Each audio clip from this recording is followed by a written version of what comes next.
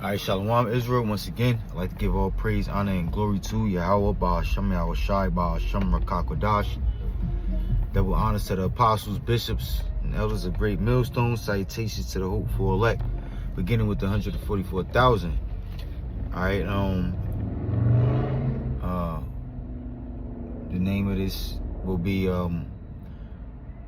Remember Your Affliction. And this comes from meditating. Lord willing, my phone don't die. I'm trying to squeeze in a lesson. Trying to squeeze in a lesson. You know, meditating of what I'm gonna bring out. You know, and the hot topic is I'm not even sure what this guy's name is. I think the guy's of Sakari. What's his name? I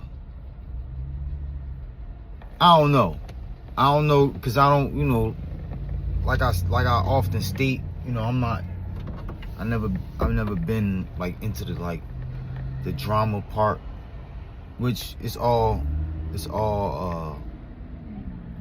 useful. It's all of the will of Yahweh Shemel Shai, you know. But just me personally, you know, having, you know, in my lot, having things that I need to focus on myself, you know, being far from perfect, you know, trying to make sure I'm good. I'm as best. I'm being the best version of myself that I could possibly be, being blameless before, you know, focusing on the spirit of like rebuking or getting on other brothers or anyone who's not in the right spirit. It's a thing of focusing on myself. You know, or trying to make sure that I'm right before I go. You know, the scriptures say judge. You know, teaches to judge yourself before even thinking about judging or teaching anyone else. You know, so I try to be like, you know, I'm like hard on myself when it comes to that. And then and then also, not to make it about myself, Lord willing, is edifying. Also, I don't like getting mad. And you know, a lot of the shit that these niggas be doing in these camps outside of the Great Millstone, you know, it really pisses me the fuck off. Like, I get mad as hell, and I just it's like there's nothing that I could do. You know, there's nothing that I could do, and so I try to keep control over my, you know, coming from you know, because my old man, right, you know, I will lose control of myself, let my anger get the best of me, and I get carnal. I get into fights and things like that. But anyways, so trying to be in the practice of keeping control of my anger, I really don't be like trying to follow like what's going on with these camps that be going off, you know, because at the end of the day, there's so many brothers jumping on their ass. It's like I never, like, all right, perfect analogy, right? I'd rather get into a fight, a one-on-one fight with somebody, rather than being involved or helping somebody else jump somebody. And not saying I ain't been involved in you know, jumping people, right? Which has been, you know, it's like a rare thing. I'm not into that. You know, it's like, because first of all, right, if you got 5 people jumping on one person's ass, it ain't really, you know, it ain't really no need. If they doing a good job, ain't no need to get in, jump in and get involved. And then on top of it, if you ever did it, You know, it's so it's so if you ever jump somebody, right? 9 times out of 10 is without order, right? And you got 10 people attacking one person, right? It don't take long to get them on the ground, and then so 10 people, that's 20 hands, right? I mean 5 people. 5 people, that's 10 hands, 10 pairs of hands, 10 pairs of feet. I mean, not pairs. 10 hands and 10 feet, right? So now you got all these hands and feet swinging at this one individual. Y'all all close in one in one little small area. You gonna fuck around and hit somebody that's on the same, you know, that's on the same, that's on your team, that, you know, y'all gonna wind up hitting each other. So I always, you know, I always try to like fight on some one-on-one shit. Tying it into the point, Salakia, to the point of the lesson. I was meditating on what I'm gonna bring out for a lesson of the day, and I was brought to, the Lord put it in my spirit, Lord wanted to be edifying, to you know, the title of remember your affliction, right? And it ties into the trending topic, which is this guy, I think he a part of Sakari. You know, he came, you know, the whole thing of not liking, what the fuck he say? Oh, we gonna eat lettuce. We gonna eat lettuce because I don't like the taste. I don't which he sounded real effeminate when he said it, you know. The bitter herbs ties into the bitter herbs that we're supposed to eat during the time of the Passover, which we're still in. Reflects on the affliction that we've been through in old Egypt, that we've been through in all of the captivities leading up to the captivity or the times that we're living in now. The affliction that Yahushua suffered, you know, being made the ultimate sacrifice for the sins of the nation of Israel, beginning with the elect, right? Which all of the affliction that we went through in our history as the 12 tribes of Israel was necessary to appreciate what we will have in the kingdom of heaven once everlasting life is granted unto us. It's all part of understanding evil to appreciate righteousness. So now, like I said, because my phone on a small percentage, this is going to be real short. This is Ecclesiasticus chapter 11, verse 25, which is also known as Sirach and the Apocrypha. It says, in the day of prosperity, when you're doing good, when you're being successful, right? Things are going well for you.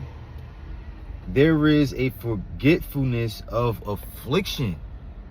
This is something, if you're not disciplined, right? Which, if you're taught properly, if you're taught by the true men of the Lord, the true prophets, and you learn the wisdom, knowledge, and understanding of the scriptures, you learn how to discipline yourself in all things. This is one of those things. So coming from the world, right? You could have been broke as hell, without a job, not knowing where your next meal gonna come from, you know, homeless, without a car, right? Walking, getting on a bus, no woman, right? Or lonely.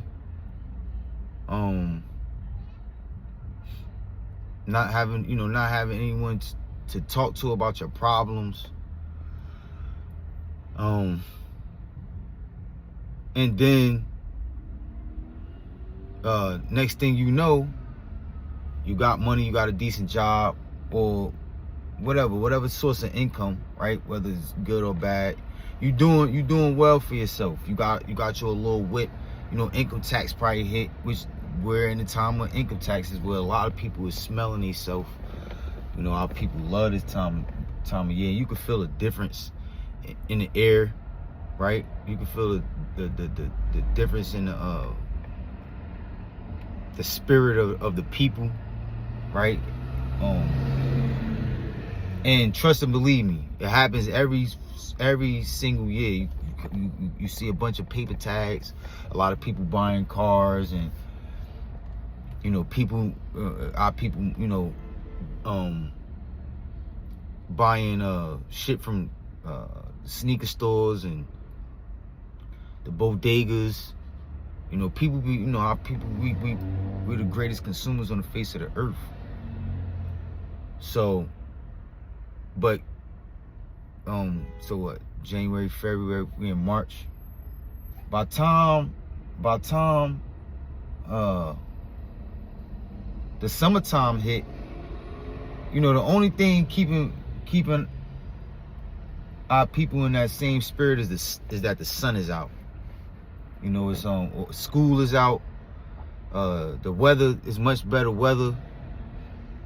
But give it a couple months and niggas go right back to being broke. By time the fall hit, it's time to go back to school, right? Winter hit, niggas right back in that same depressed, down, down spirit.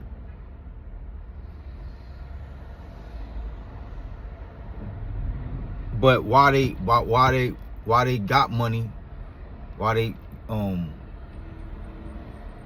have company, right? Because a lot of our people be phony as hell. They only want to be around you when you got something to offer them.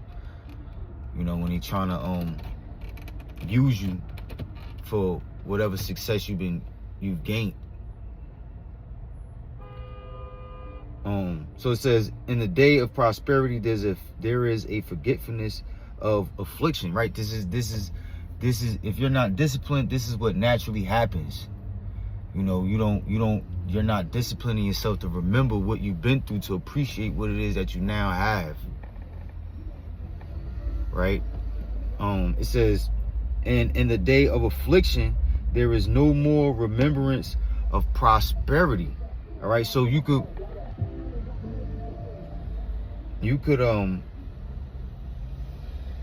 go from balling, right, having money, having everything, right, having a rotation of women, right, phone numbers,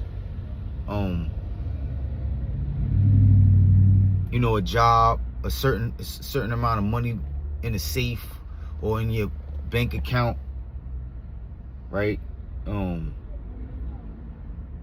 You doing your thing, you feeling yourself, and then you fall sick. You get in a car accident, you break something, you break a bone, you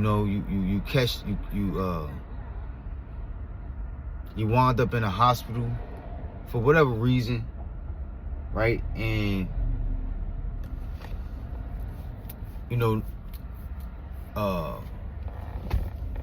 it start to eat your condition, because you gotta eat, you gotta spend money on eating.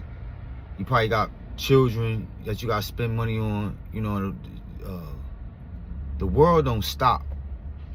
Something happened to you, life keep going on. You still gotta pay bills. Your children still gotta eat. And so whatever money you might have saved up, Next thing you know, you down to $100, $50.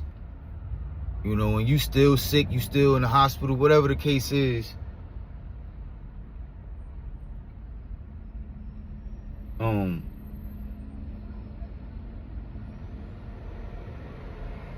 You know, all you could focus on is how fucked up you is.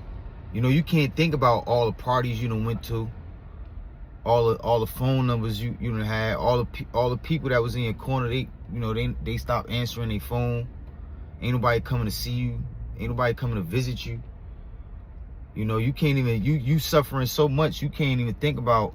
You can't even remember.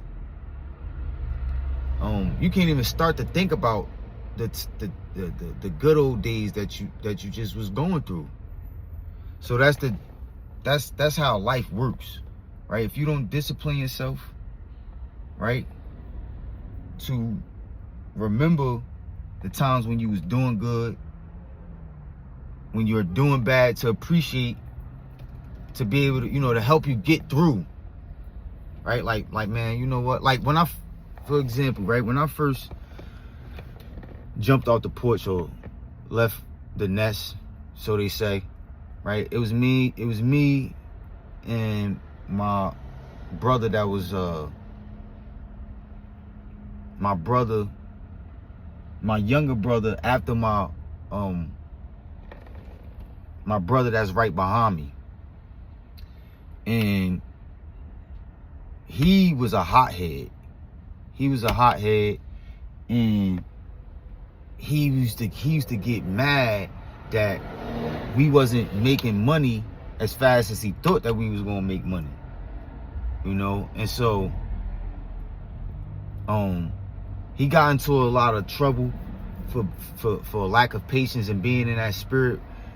And I got in trouble too. I had run-ins with the law and things like that. But my mentality, I used to tell him, I was trying to slow him down. I used to tell him, like, yo, look, we just came, you know, I was 17 years old, right? I tell him, like, look, man, we just spent 17, 16, 15 years of our life being children, you know, being forced to depend on our mother, not having no money, not having nothing. Why is you tripping now for?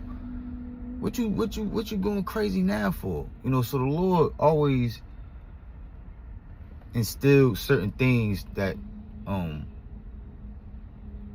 kept me from going off the deep end, because I could have.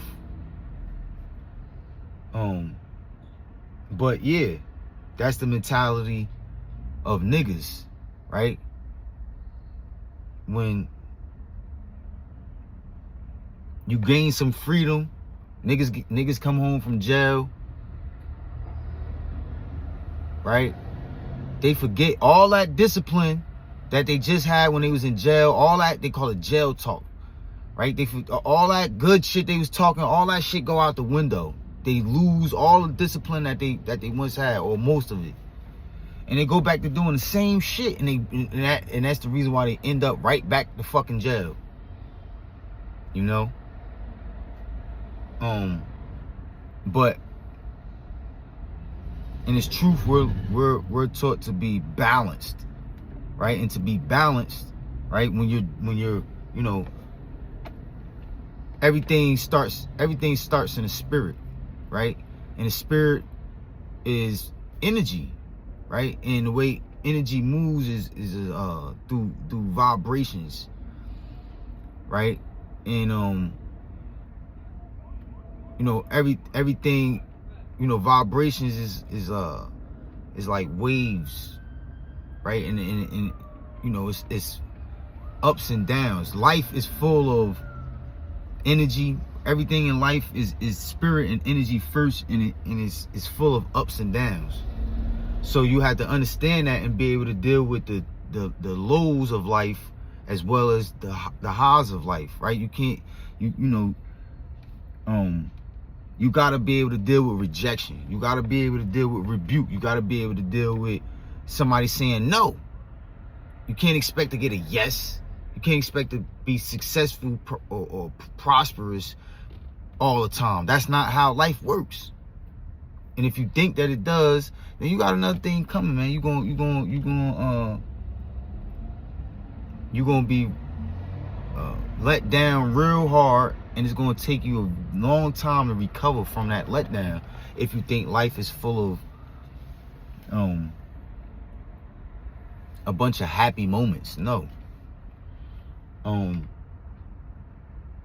So you learn to be balanced. You learn how to deal with affliction and how to handle prosperity, because what?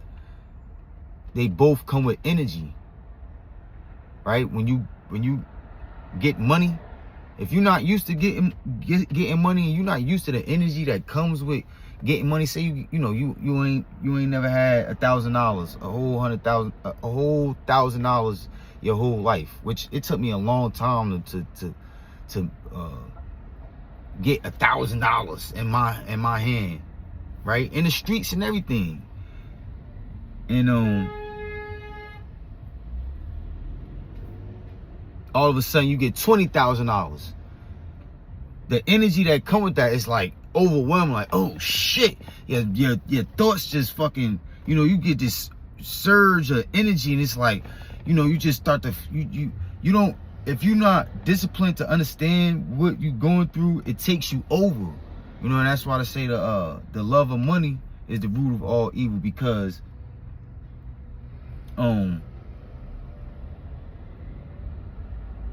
money is nothing but,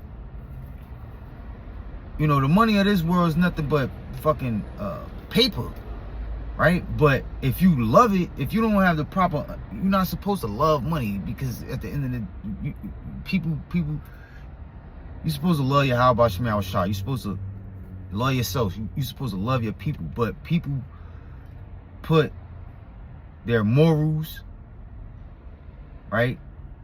They put their family. They put money before their morals. They put money before their family. They put money before their health, right? And that lack of discipline causes you to be destroyed, causes you to go broke, causes you to not manage your thoughts properly, your time properly, your how you gonna spend your money properly. It's ultimately fucking demons, man. Because you're in love, you become addicted with the feeling of the energy that comes with, like the scripture say, knowledge puffeth up, right? And if you don't know how to deal with that surge of energy that comes with knowledge, right? They say knowledge is power, right? If you don't know how to deal with that surge of energy that comes with knowledge, that comes with money, right? Money, power, respect, right? Then you become drunken. You become intoxified, if that's the word, Salakia. You become overwhelmed with this energy, right? And you can't handle it, but you like it. You don't understand it, but you're addicted to it. And it leads you to destruction. It causes you to be unbalanced. You don't know how to think straight. You spend money on things that you shouldn't be spending money on when you just was broke. When it was just hard for you to make $1,000, you had all your plans together, right? You had all your priorities straight. But all those thoughts, you can't, all that shit went out the window because you don't understand what's going on through the spirit, in the energy part of life, right? So Salakia, right? So now, that's what the bitter herbs represents. the remembering of the afflictions that we've been through, all right? And so getting a little personal, reflecting on this time last year. I was doing real bad. Man. The Lord allowed me to catch the plague of heart. All right, this is Sirach, also known as Ecclesiasticus, and also known as Sirach in the Apocrypha, chapter 25, verse 13. It says, "Give me any plague but the plague of the heart, and any wickedness but the wickedness of a woman." All right, and so I was going through both of them, right? But the plague of the heart really, that the wickedness of the woman played a role in the plague of the heart. But I was at one of the lowest points in my life around this time, like New Year's, like January 2024. I was at one of the, I would say the lowest point of my whole life, right? And not getting into it too much, compared to this time around, right? I'm in much better spirits, through the mercy and grace and power of Yahweh Shema Shai, call Allah Yahweh Shema Shai, right? It is not of no other, it is not of myself, it is not of no other power. I give no credit to any of my growth in life, right? I give no credit to any of my growth in life, to no other names, right, or power other than Yahweh Shema Shai, which is the name of the Heavenly Father, the only one true and living God, and through His only begotten Son, Lord willing, through the Holy Spirit. All right, and the Lord showed me, right, the value of fearing Him, right? He showed me again, how His mercy and His grace is very great. All right, and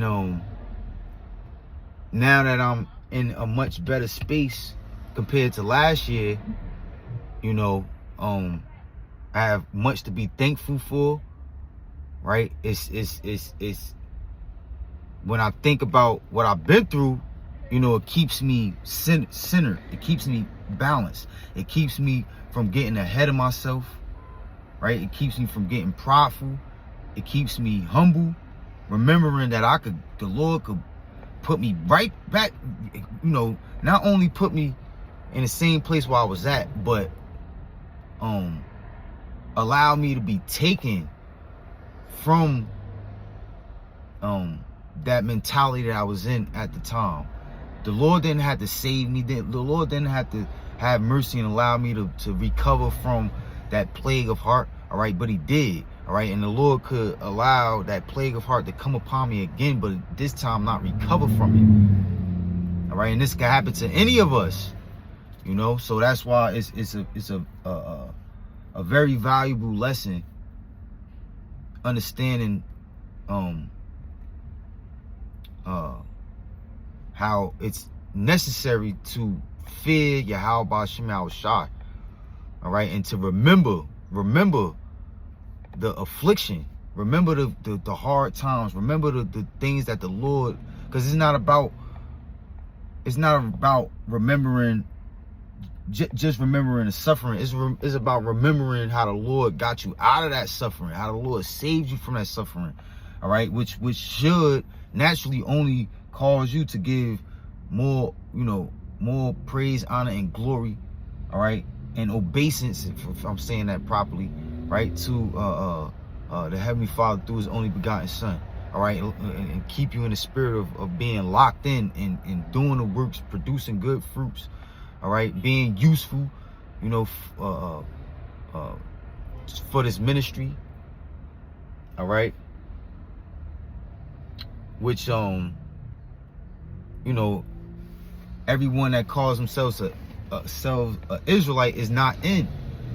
All right, if you don't understand the value of remembering your affliction, you don't understand the value of eating the bitter herbs, you is not in the right spirit, man. And that's a very scary thing, because the times we living in, the Lord is about to